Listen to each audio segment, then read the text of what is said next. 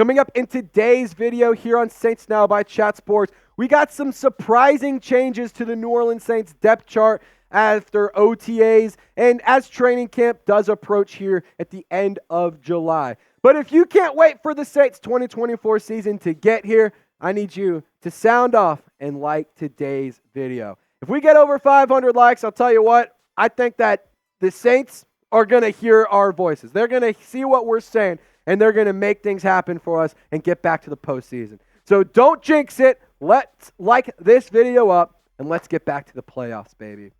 So the first thing I want to discuss, bringing in Klint Kubiak, huge. It's going to be very, very impactful for this offense. It's going to help out Derek Carr. It's going to help out Alvin Kamara. It's going to help out the offensive line. The defense will benefit from it. The kickers will benefit from it. I think that bringing in Klint Kubiak will be one of the more underrated moves in the NFL this offseason that people do not discuss here in September and October. So I really like the addition of bringing in Klint Kubiak, and I think that I just wanted to start off today's show by just, further indulging in a really good move by the Black and Gold.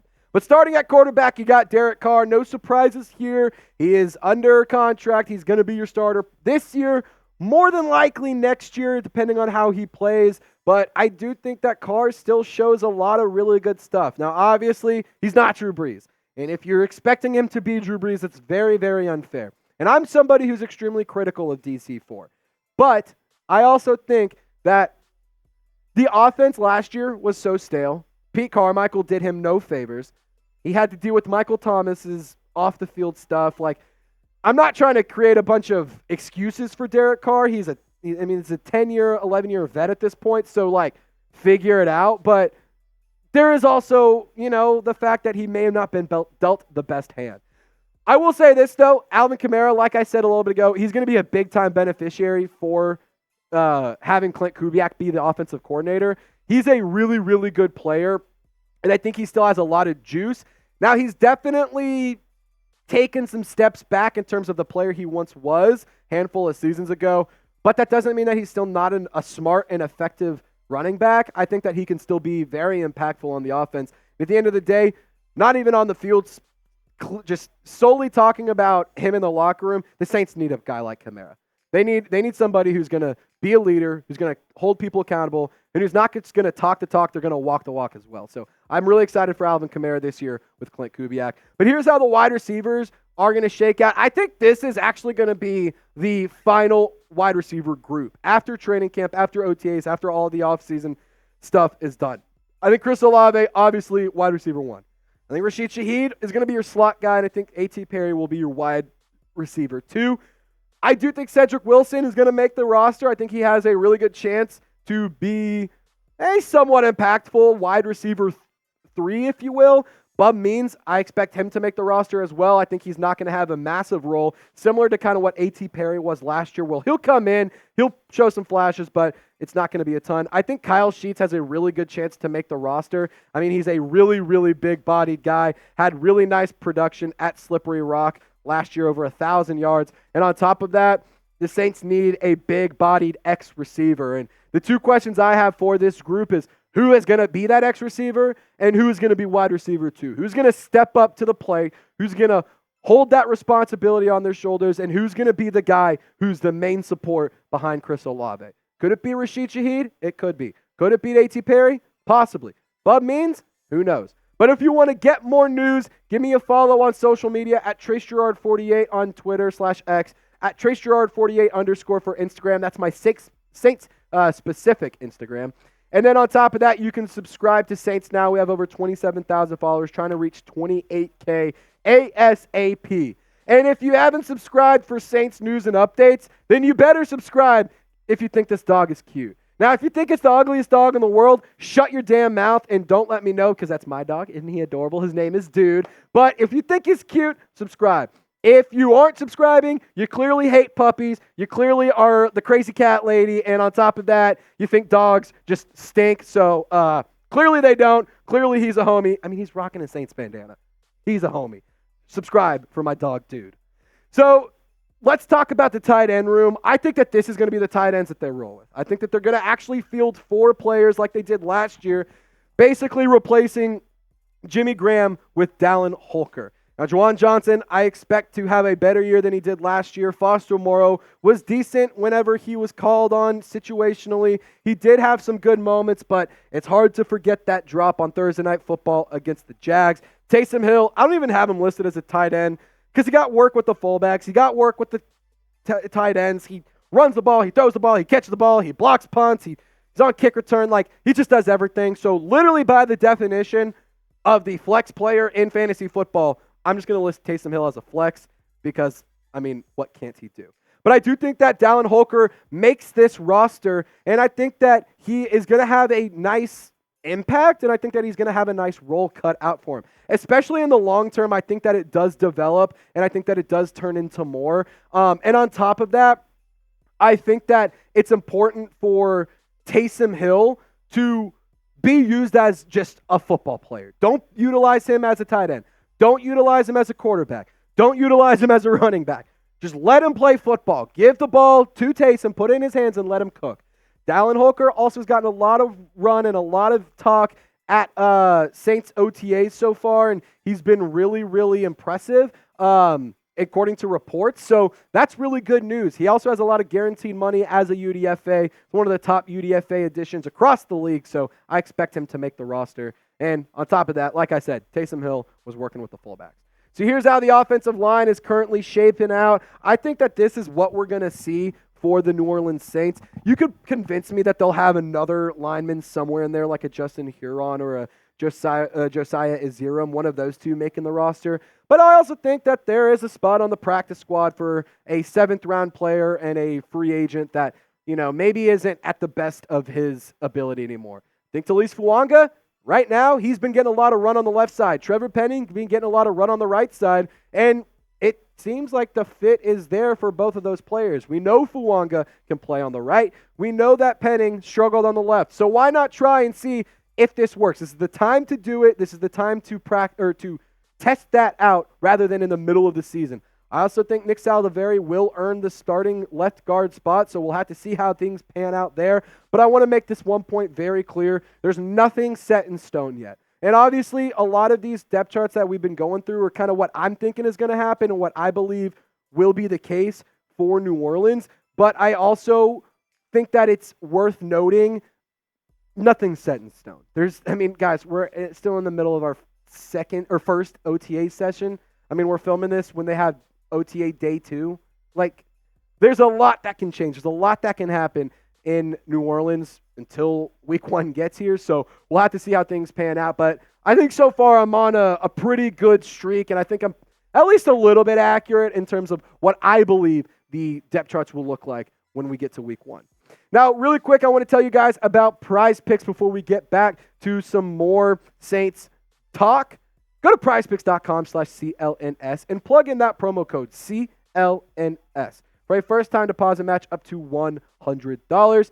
If you download PrizePicks, you can pick more, you can pick less, and you can win real money in real time. I absolutely love that app, and it's my favorite daily fantasy sports app. So if you want to put down some projections on the NFL, if you want to put down some projections on the NBA, MLB, esports, NASCAR, whatever, you can do it at PrizePicks.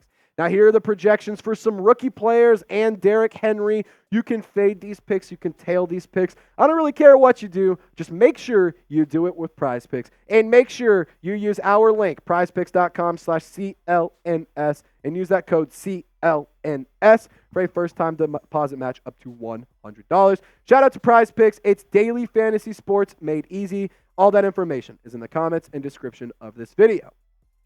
So I wanted to just kind of set the scene here for the defensive side of the ball as well.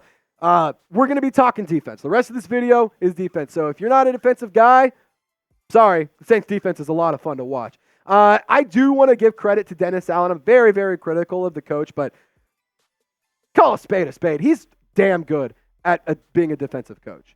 Sure, there's times where the team gets beat. Sure, there's time where we get busted coverage and players miss tackles and adjustments don't happen. But I also think that with the current regime and with the current unit and the current players on the defense, it's going to be a much more athletic team, a much more energized team. And I also think that you have plenty of weapons to or so when one of those guys is struggling, you can pull them out for a little bit, run somebody else into the field in place of them, and get back on track. I think that this team has a really, really good defense, and it all starts in the trenches. The defensive line, I absolutely love this unit. In my opinion, it's not my favorite unit on the defense, but it might be the sexiest looking unit on the defense. I mean, look how handsome Carl Granderson is. Look how good that buzz cut looks on Brian Brzee. I mean, Nathan Shepard's hair, makes me feel some type of way. But in all seriousness, this is a really solid defensive line group. I think that Cullen Saunders will be taken over by Brian Brzee to be a starter. Cam Jordan, I think he's going to be more used rotationally and situationally rather than Chase Young. And on top of that, Christian Boyd, I think, will make the roster. He's a really strong player, was really productive in college. And I think that Isaiah Foskey is a guy who also can make the roster. Kind of quiet year one, but in year two, Dennis Allen wants to see him, quote, cut it loose. So my challenge to the defense, and it's not just the defensive line, it's the entire defense. Linebackers, safeties, corners, D-line. I want all of you listening here. I want you guys to get 50 sacks. That's my challenge to you. Can we get 50 sacks for the black and gold for the first time since 2019? That's what I want to see. I want to see this team get to the quarterback. I don't want to see them get pressures. I don't want to see them get quarterback hits. I want to see them bring the quarterback down, finish your dinner, and make some plays. I mean, in the last handful of years, the Saints defense has always been one of the best at creating sacks and creating pressures, but over the last couple of seasons, they have not been that great. So I want to see the Saints defense get back on track. It starts in the trenches. It starts with getting sacks and pressures. So can we get 50? But place your bets for me, Saints fans. Over or under 49.5 total sacks. So if you think they're going to get 50, give me the over. If you think they're not going to get to 50, type under in the comment section. I'm going to hammer my overs because I'm going to speak it into existence, but I want to hear what you guys have to say down below. So the linebacker room did get a little bit of an upgrade, a little facelift, if you will. Zach Bond is headed to Philadelphia, so the Saints replaced him with Willie Gay, a much more athletic, linebacker, a much more energetic player, better in coverage, maybe not as good at rushing the passer as Zach Bond was, but I think that Willie Gay is going to have a really nice season ahead of him. Demario Davis, I'm excited to see what he can do in another NFL campaign. I mean, he's aging like a fine wine. Beating Father Time. I should be a rapper. That was bars right there. Pete Werner, I think that he has a lot to prove this year. He could be trying to, not fight for a roster spot, but fight for a starting spot alongside some of these guys you see on your screen here.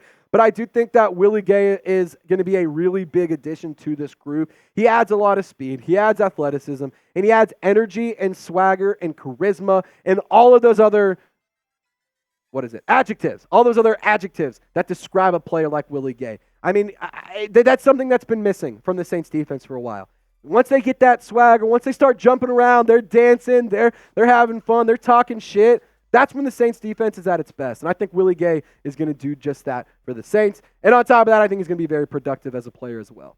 So the cornerbacks, I think this is probably the best unit on the team, just in terms of depth and in terms of the players' talent. Paulson Adebo is such a good cornerback. I just don't understand how there's still people out there that are like, no, Paulson Adebo is not that good, or I think Kool-Aid McKinstry should start over Paulson Adebo. I could not agree more, or disagree more. I could not disagree more. Paulson Adebo is damn good. He was actually the best cornerback for the Saints last year. Obviously, Marshawn Lattimore missed some time. Alontae Taylor struggled a little bit in the nickel, was much more successful on the outside. But we'll have to see. Can Will Harris hold it down as the cornerback, as the slot corner? Can he beat out Ugo Amadi? Can Kool-Aid McKinstry make a name for himself? We'll have to see what happens here. And the million-dollar question is, who's going to be the starting slot cornerback? I do not want to see the New Orleans Saints, Zach Bond, my Alontae Taylor. There's this whole saying, I live in Texas, don't California my Texas. Don't Zach Bond my Alontae Taylor. Don't put him in the wrong position where he's going to struggle and not play that well, and then let him leave where he's going to be used in a much better situation, in a much better role, and he'll probably be really damn good. Do not try and force this with Alontae Taylor. He's good on the outside. If you have 4 really good outside corners and you kind of have a hole at the slot, fine. Okay, I will make a compromise there. But don't force this on Alontae Taylor. If it doesn't work, you got to cater to his skill set to be more successful. And on top of that, I don't think Kool-Aid McKinstry should even be considered as a slot. He is definitely an outside corner. He played a lot of outside corner at Alabama. That's where he was his best. And don't reinvent the wheel here. Just keep him at a good position. He's like Marshawn Lattimore. He's really damn good on the outside. If it ain't broke, don't fix it. But I want you to describe the cornerback room in one word for me. My one word, loaded. I think the Saints cornerback room is absolutely loaded. But I could also have gone talented. I could have gone nasty. I could have gone deep. Giggity. I've had a lot of those in today's video. Anyway, my one word is loaded. What is your one word? Here's the safety depth chart. We're almost done here in today's video, so just hold tight a little bit longer. I think that Jordan Howden's going to be the starter. I think Tyrann Mathieu obviously will be the starter, and Jonathan Abram will get some run alongside Tyrann Mathieu. I think, honestly, to get things going, it will be kind of a rotation of Howden and Abram. I like JT Gray. I like Miller Bradford. We'll see what Lawrence Johnson can do to make the roster. But I think that the cherry on top for this team and for this offseason as a whole, go sign Justin Simmons. The safety group is fine. It's okay. It's good. But you go get Justin Simmons. I'm not shitting you. You might have the best DB group in the NFL. You got Marshawn Lattimore, Paulson Adebo, Alontae Taylor, Tyrann Mathieu, Justin Simmons, Kool-Aid McKinstry. Go sign Justin Simmons. It's not rocket science. Go give him money. Bring him here. Tyrann Mathieu loves the player. He is one of his favorite players in the league. Tyrann Mathieu should go and recruit Justin Simmons to New Orleans. That's what I want to see. Go sign Justin Simmons. Go sign Justin Simmons. One more time, in case you didn't hear it, Mickey Loomis. Go sign Justin Simmons. All right, so let's talk about the kick returners and the return specialists here for New Orleans. I actually think Jermaine Jackson could make the roster here. But I also think Mason Tipton, who had a really, really nice 40 time, I believe it was it was around 4.5, sub 4.5. I can't remember exactly off the top of my head what his 40-yard dash was, but he is a damn good player for the New Orleans from Yale. He was pretty productive, extremely athletic, and on top of that, he is a player that maybe they like him in the role of the new kickoff rule. He's very, very fast, and I think Rashid Shaheed might not be the starting kick returner, but I do think that he might be the starting punt returner. Jermaine Jackson, I think he's the starting kick returner. I think Shaheed is the starting punt returner because Shaheed was a Pro Bowler as a punt returner, and he was really damn good for the Saints last year. I think Jermaine Jackson does have a spot on this roster, similar to Tipton, where maybe they can use him for a return specialist role, just a speedster, kind of like a Deontay Hardy, who can maybe find himself a spot in the depth chart, also similar to how Rashid Shaheed made the roster as well. So I think that any of those three guys, if they're returning punts and they're returning kicks, it's going to be a really good move. And like I said, I do think that Shaheed is going to get less kick returns. I'm not saying returns in general. Kick returns. I think that that's going to be kind of fielded out for a player that, I'm trying to be nice when I say this, that you're not going to miss as much if you lose him. Like if a player gets hurt, if Rashid Shaheed gets hurt, it's much more impactful than if Jermaine Jackson or Mason Tipton. That's kind of my point here. And I'm not wishing injuries on these guys. I'm doing the exact opposite, actually. But I think that Rashid Shaheed is going to find himself a bigger role as a wide receiver and as a pass catcher and a lesser role as a kick returner, but still be a really nice punt returner specifically. So what do you think, Who Dat Nation? Grade the Saints roster Madden style. Scale it for me 1 to 99. And as always, y'all stay golden. Don't forget to subscribe for my blog, and we'll see you next time.